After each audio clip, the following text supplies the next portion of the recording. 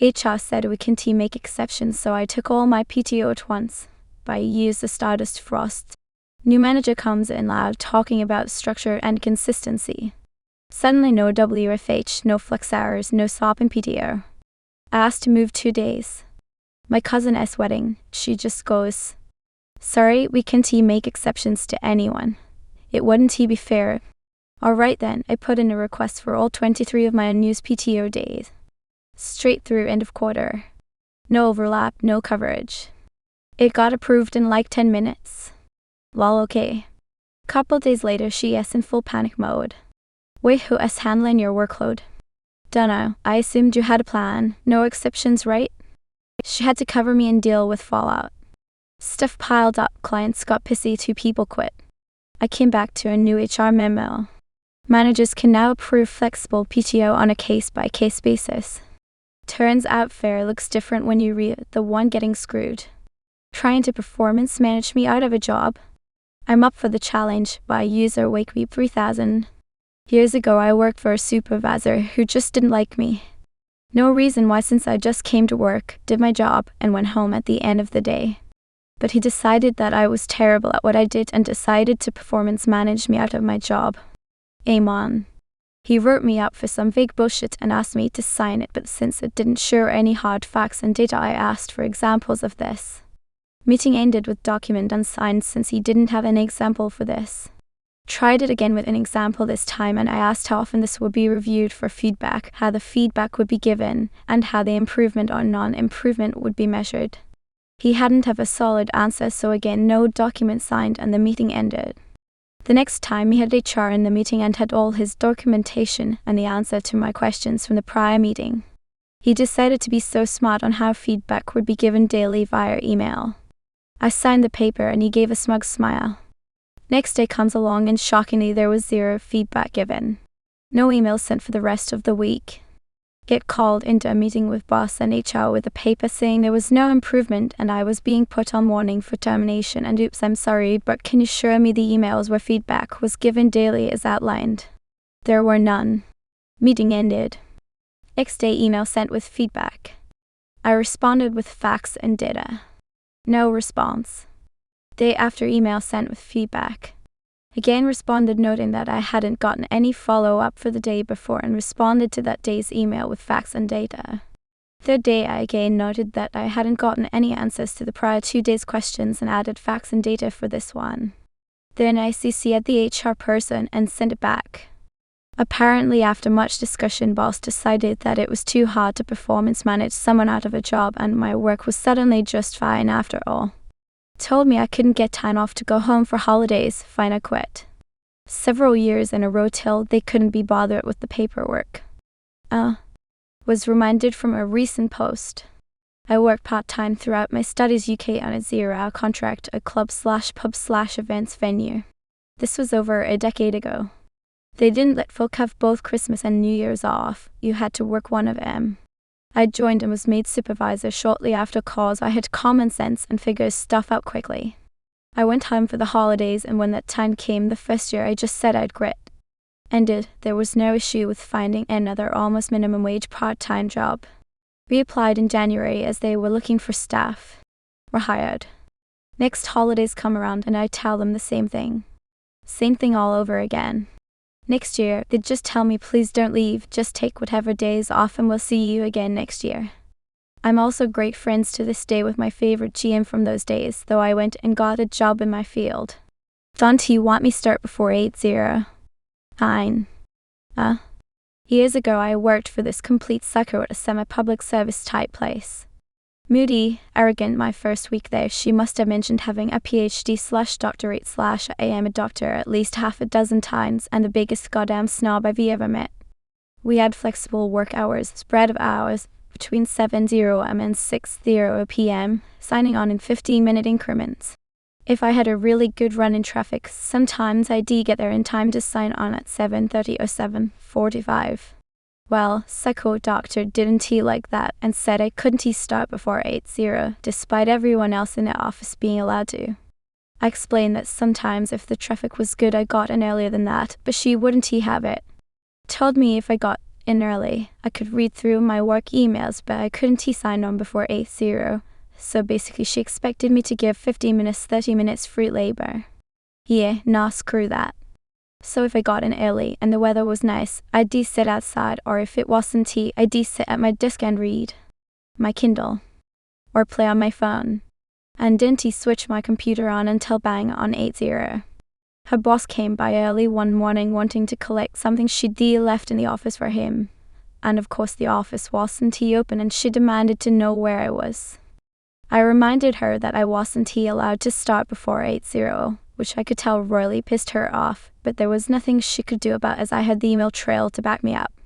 Small potatoes in terms of malicious compliance, but it made me feel good. You don't sound sick to me. By user I see computer proof. Edit that I am not an American. I used to work as a researcher in an inbound call center. I loved the work and the company was fantastic when I started. But after 4 years they got bought out by a big international corp. A pretty standard hack and slash corp equals buy up a profitable company, strip it of all assets, cut costs / quality, make good money until our well-deserved fantastic reputation is destroyed, then sell off and move on. Within weeks the company went from being fantastic to work for to just yet another shitty, tense work environment where the bosses take advantage of the employees. One quick example of how badly they nerfed the bonus structure: one particular bonus went from being able to earn up to $1,000 extra in 3 days to a single $50 Boston Pizza gift card. Previously all employees got paid varying bonuses under the scheme, but in the new system, only one person gets the gift card. And they had the nerve to get mad at us when the new slap-in-the-face bonus failed to motivate anyone. I was good at my job, and not to brag, but I was the most productive employee on the floor. We were given 15 PTO paid time off days to use every year, which according to our employment contracts and company handbook were to be used for sick days, mental health days, and other personal reasons. No explanation was ever asked for. Use them as and when you will. I always made sure to use up all my PTO by the end of the year, as it didn't bank. Previous management encouraged us to do so, and also there was no bonus for not using it. I followed the company rules, always gave plenty of notice, and only once left the team dangling with no notice as I got seriously ill that time. The new management takes over and right away they start trying to intimidate us into not taking PTO. I hear a lot of this from my fellow employees, how when they call in the supervisors have started grilling them, challenging them, saying they don't sound sick, etc. A lot of intimidation and bullying. So by the time I need to use a PTO day, I'm ready. I call in one day and tell them I won't be in tomorrow. They want to know why, so I tell them I'm not feeling well. Their voice grows immediately cold and they get a rude tone. You don't sound sick to me. Being a smart ass, I said not even doctors tried to diagnose illnesses over the phone, but they kept trying to push me. Can you come in the afternoon? You don't sound sick. You've been using a lot of sick days, way more than other employees. I got tired of being treated like a criminal for obeying the rules, so I got a recording app for my phone. I live in a one-party consent area, so it's perfectly legal to record phone calls. Next time I felt sick, I called into work. Now they always began every call with a disclaimer: thank you for calling XXX. For your information, this call may be monitored or recorded for quality purposes. I say hello, give them my name, and say BTW, just so you know on my end, this call may be monitored or recorded for quality purposes. Because I am recording the call, and I think it's only fair to let them know. The supervisor gives a perfunctory laugh, then says, so why are you calling in sick? You don't sound sick to me. I'll put you down as sick for the morning, but you'll be in for the afternoon.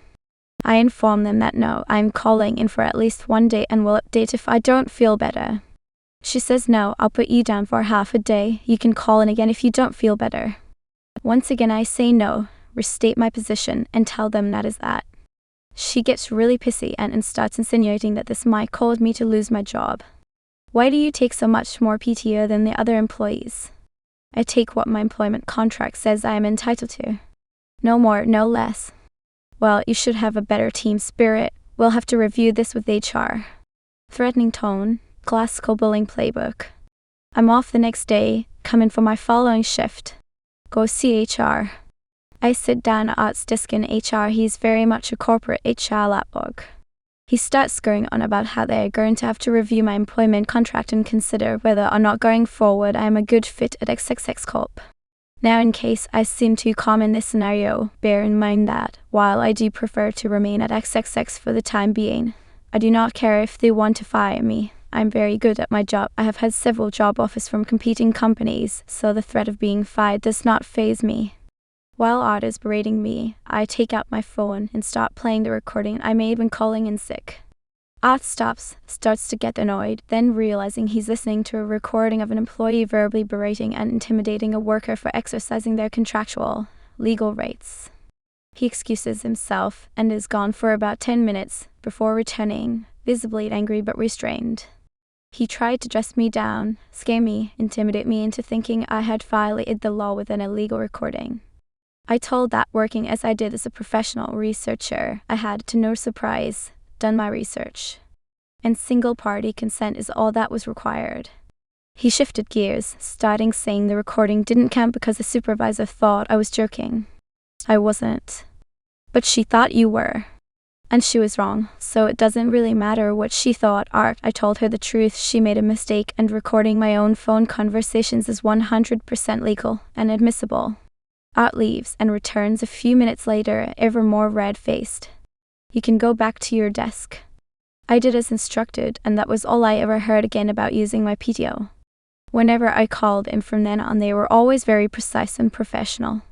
The tone was as cold as politicians promise, but that was a lot better than the bullying from before.